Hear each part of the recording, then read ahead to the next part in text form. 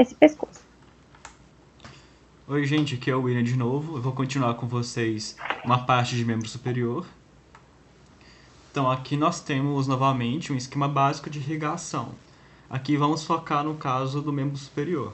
Temos aqui então que a artéria subclávia direita, que vai para o membro superior direito, obviamente, vem do tronco braquicefálico, que vem do arco da aorta, e que a subclávia esquerda vem diretamente do arco da aorta. Aí temos o seguinte esquema.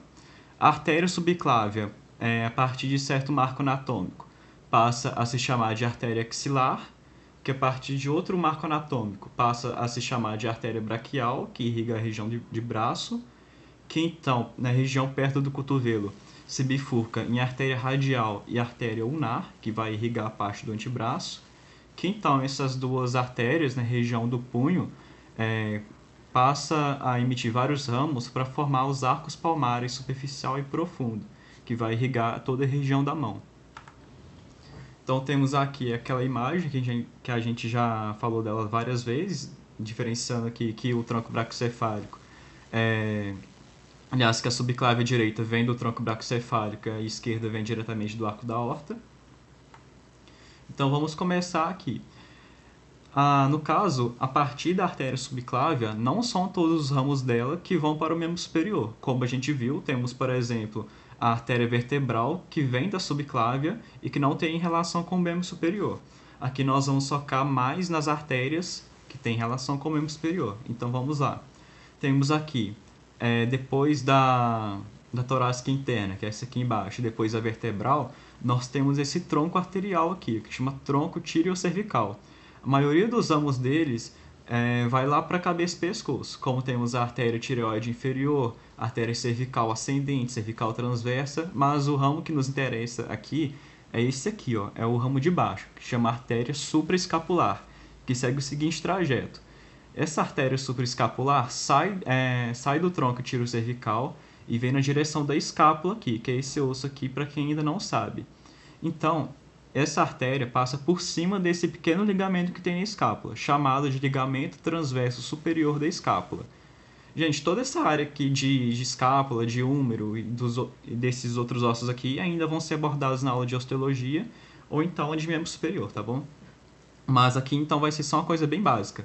Então, essa artéria passa por cima desse ligamento aqui, porque se passar embaixo ela pode ser comprimida, e vai para a região do dorso da escápula, ou seja, da parte posterior da escápula. Depois disso, voltando lá para a subclávia, nós temos um segundo ramo que vai para o membro superior, que é a artéria escapular dorsal, ou chamada também de artéria dorsal da escápula, que segue aqui, assim que ela sai da artéria subclávia, ela adota um trajeto descendente da margem medial da escápula, dessa parte reta aqui da escápula. Como se fosse por transparência, ela teria o trajeto do ponteiro azul aqui, ó, mais ou menos nessa região. E também, assim como a supraescapular, vai para a parte de trás da escápula. Então, os ramos da subclávia que vão para o membro superior são só esses. Aqui a artéria subclávia, ela passa por um marco anatômico, que aqui seria a borda inferior da primeira costela, e passa a se chamar de artéria braquial. Aliás, de artéria axilar, desculpa. A artéria axilar, por si, ela é bem grande, emite vários ramos, como vocês podem ver aqui. Para diferenciar esses vários ramos e para ficar de forma melhor organizada, ela é dividida em três partes. Temos aqui a primeira parte, a segunda parte e a terceira parte. Cada uma dessas três partes também são subdivididas a partir de um marco anatômico. Elas são chamadas de primeira parte, uma parte que chama pré-fixada, a segunda, gente, desculpa aqui que foi meio mal formatado, mas a segunda parte é chamada de parte fixada e a terceira de pós-fixada. Essa nomenclatura é o seguinte, nessa região aqui nós temos um músculo que chama músculo peitoral menor, que ele se fixa nesse ossinho aqui, nessa ponta da escápula que chama processo coracoide, e vem em direção às costelas aqui, essas primeiras costelas. Então, esse músculo atravessa toda essa região aqui da artéria axilar, por isso podemos dividir a artéria axilar em relação a esse músculo. A parte pré-fixada, que é a primeira parte, é em relação à artéria axilar que fica por cima desse músculo, do músculo peitoral menor. A parte fixada é a parte que fica atrás do músculo peitoral menor. E como vocês devem ter imaginado já, a parte pós-fixada é a parte da artéria axilar que fica por baixo do músculo peitoral menor, que fica depois dele. E olha só que fácil também. A primeira parte emite um ramo, a segunda parte emite 2 ramos e a terceira parte emite 3 ramos principais. Vamos lá então. A primeira parte em si, o ramo que ela emite se chama torácica superior, que, como o nome diz, não vai para a região de membro superior, segue o trajeto em direção ao tórax aqui. Então não vamos focar muito nela.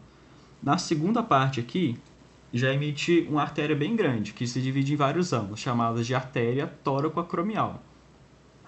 Essa artéria tóraco-acromial tem os seguintes ramos. Tem esse aqui que sobe em direção a esse seguinte osso aqui, que é a clavícula, que é o ramo clavicular. Temos esse outro ramo aqui, que segue para essa outra parte da escápula, que chama ramo acromial. E temos esse terceiro ramo aqui, que desce um pouquinho para a região de braço, que se chama ramo deltoide.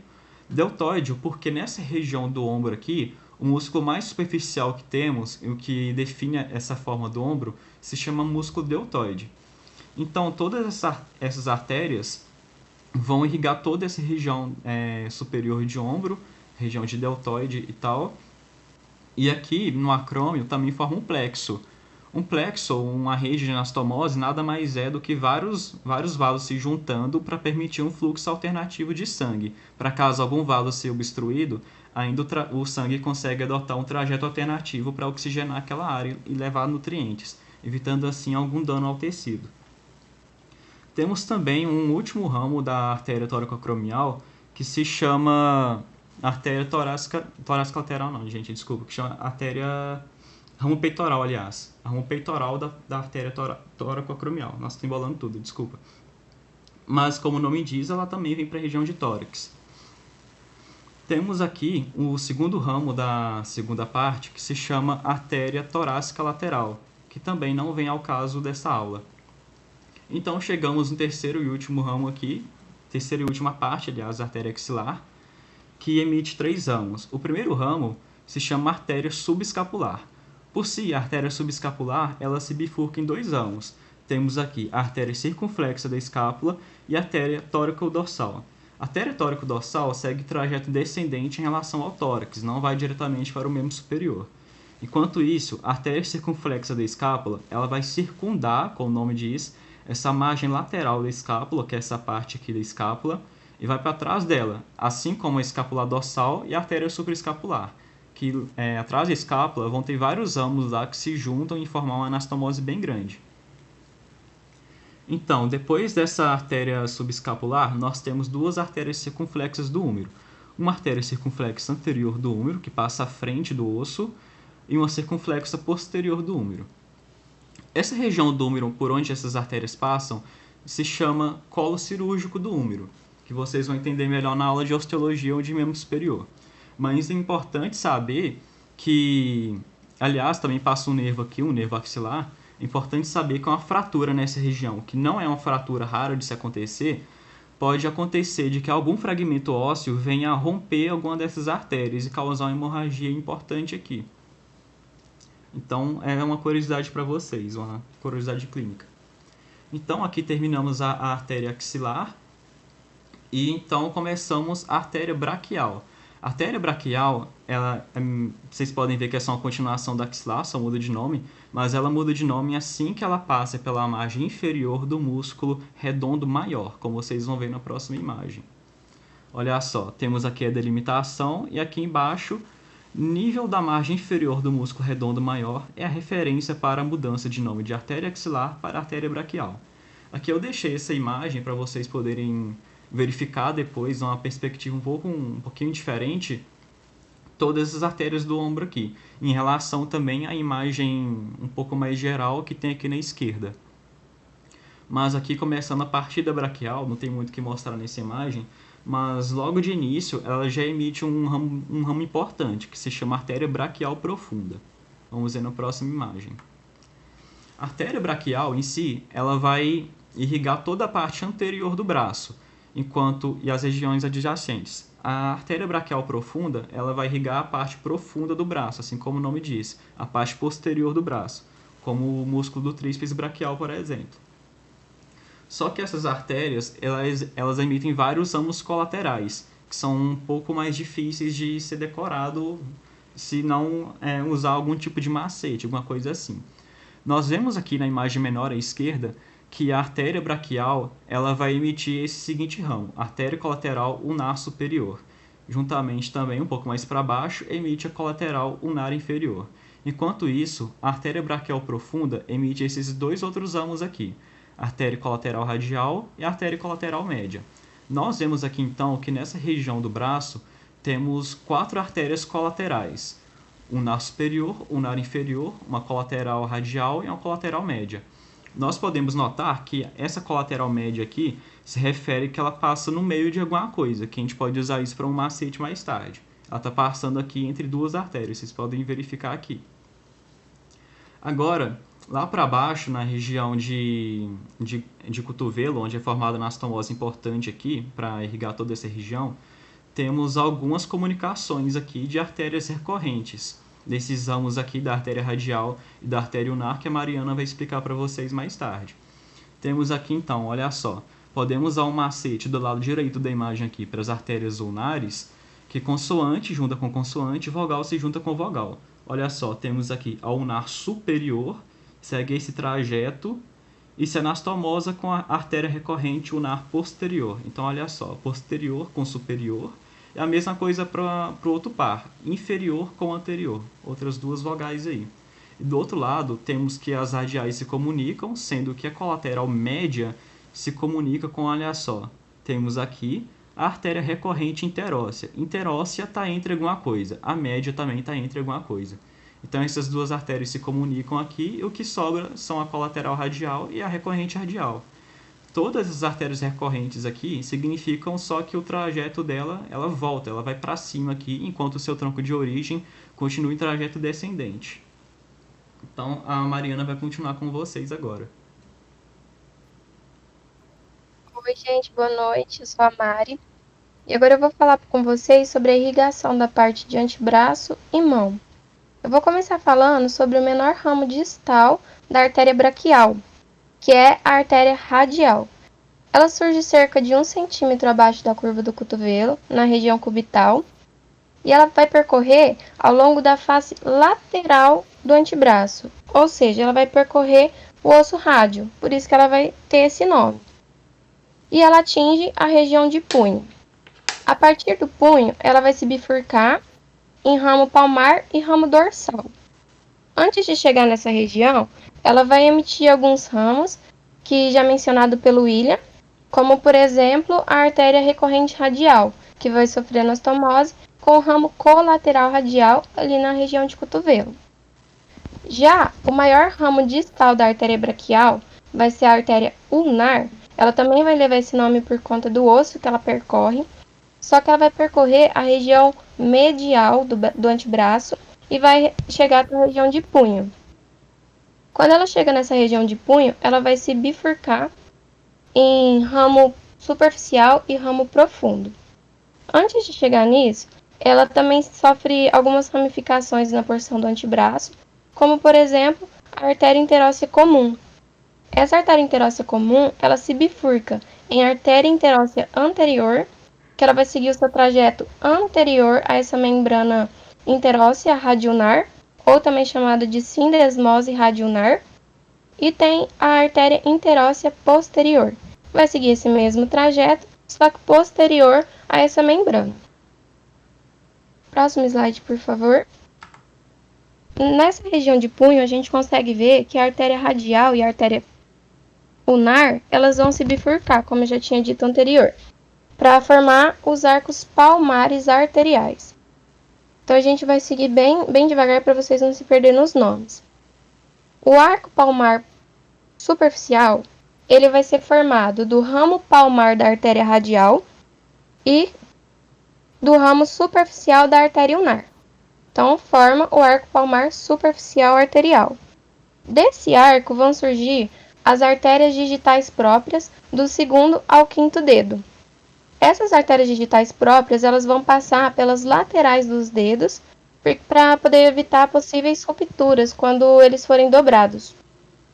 Agora, no arco palmar profundo, vai ser formado pelo ramo dorsal da artéria radial e pelo ramo profundo da artéria ulnar. Esse arco palmar profundo, ele vai originar as artérias metacarpais, para irrigar a parte média das mãos. Esses arcos também, eles formam várias ramificações que eu não disse aqui para não aprofundar muito, tá? Também, o ramo dorsal da artéria radial vai formar a artéria própria do polegar.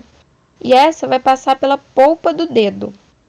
Aí o William vai comentar uma curiosidade muito bacana com vocês, antes da gente fazer uma questão de membro superior.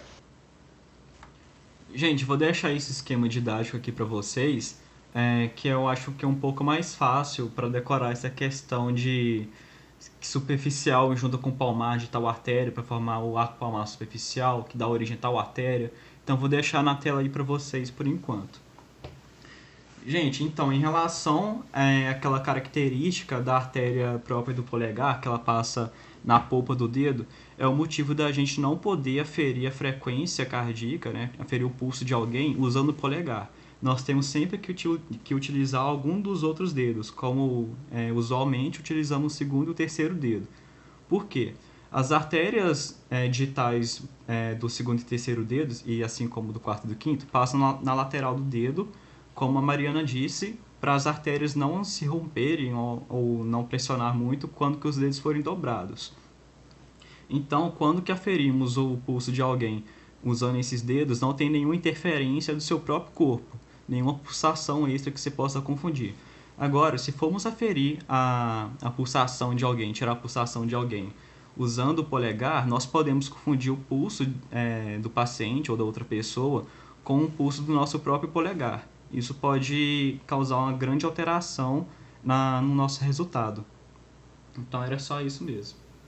Vou passar aqui agora. Tem essa questão. Agora a gente tem uma questão para reforçar o que a gente acabou de ver sobre os membros superiores, tá? Então, leia as frases abaixo e assinale a alternativa correta. Primeira afirmativa. O arco arterial palmar superficial é formado pelo ramo palmar da artéria radial e pelo ramo superficial da artéria ulnar? Segunda alternativa. As artérias circunflexas do úmero passam ao redor do colo cirúrgico do úmero? Terceira. Todos os ramos arteriais, a partir da artéria subclávia, irrigam o membro superior? Quarto.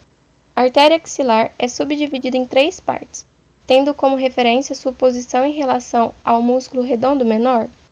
E quinta. A artéria braquial é continuação da artéria axilar, sendo formada abaixo da borda inferior do músculo redondo menor? Então, eu também vou deixar alguns segundinhos aí para vocês conseguirem fazer, antes da gente dar a resposta.